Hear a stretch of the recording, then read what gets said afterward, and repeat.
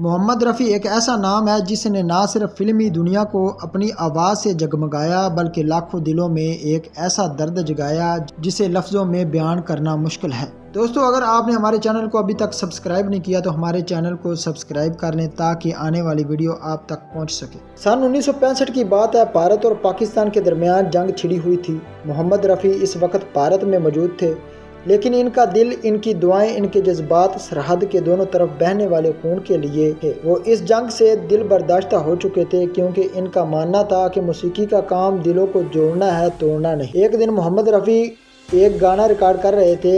اس کے الفاظ کچھ یوں ہیں: کر چلے ہم فدا جانو تن ساتھیوں۔ یہ گانا فوجی جوانوں کے لیے جذبے اور قربانی کو سلام تھا، لیکن جیسے ہی انہوں نے گانے کی لائن گائی، زندگی ہو تمہاری اماں ساتھیوں، ان کی آواز رک گئی۔ رفیع صاحب کی آنکھوں سے آنسو بہنے لگے۔ وہ اسٹوڈیو میں خاموش کھڑے تھے اور ہر شخص حیران کہ ایسا کیا ہو گیا۔ کسی نے پوچھا، رفیع صاحب خیریت؟ رفیع صاحب نے آہستہ سے جواب دیا، میرا بیٹا فوج میں ہے اگر وہ بھی، اور وہ دوبارہ رو پڑے۔ یہ وہ لمحہ تھا جب ایک عظیم گلوکار صرف گائک نہیں رہا بلکہ ایک باپ، ایک انسان بن کر سب کے دل میں بس گیا۔ محمد رفیع کے گانے صرف سروں کی خوبصورتی نہیں بلکہ جذبات، محبت اور درد کی مکمل تصویر ہے۔ رفیع صاحب کے آنسو اس دن صرف ان کے بیٹے کے لیے نہیں بلکہ ان ہزاروں ماؤں، بیواؤں، بچوں اور باپوں کے لیے تھے جن کے پیارے جنگ کے میدانوں میں جانے کو تیار تھے۔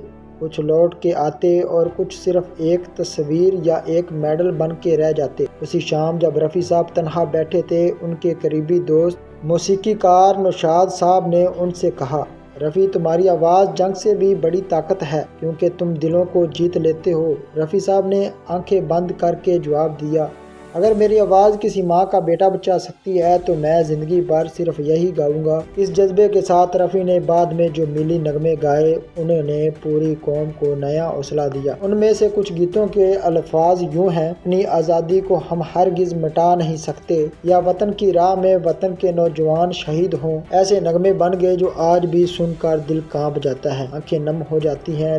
لیکن کیا آپ جانتے ہیں، محمد رفیع کی سب سے بڑی خصوصیت ان کا عاجزانہ مزاج تھا۔ اتنے بڑے فنکار، اتنی شہرت، مگر دل ایسا کہ ہر چھوٹے فنکار کو گلے لگا لیتے۔ ایک دن ایک غریب بچہ جو سڑک پر بھیک مانگتا تھا، رفیع صاحب کے گھر کے باہر آ کر بس اتنا کہتا ہے، چچا ایک گانا سنا دو، میری ماں بیمار ہے، وہ خوش ہو جائے گی۔ رفیع صاحب اس بچے کو اندر بلاتے ہیں، اسے کھانا کھلاتے ہیں اور پھر ہارمونیم پر بیٹھ کر اپنی مشہور دعا گاتے ہیں، مدد چاہتا ہوں اے ہم نشیماں۔ بچہ سنتے سنتے سو جاتا ہے اور جب آنکھیں کھلتی ہیں تو مسکرا رہا ہوتا ہے۔ رفیع صاحب اس لمحے بس یہی کہتے ہیں، اگر میری آواز کسی کی نیند سجا سکتی ہے تو میں نے سب کچھ پا لیا۔ دوستو، اختتام پر یہ کہنا چاہوں گا، محمد رفیع وہ گلوکار تھے جو نہ صرف گاتے تھے بلکہ دعائیں بھی بانٹتے تھے۔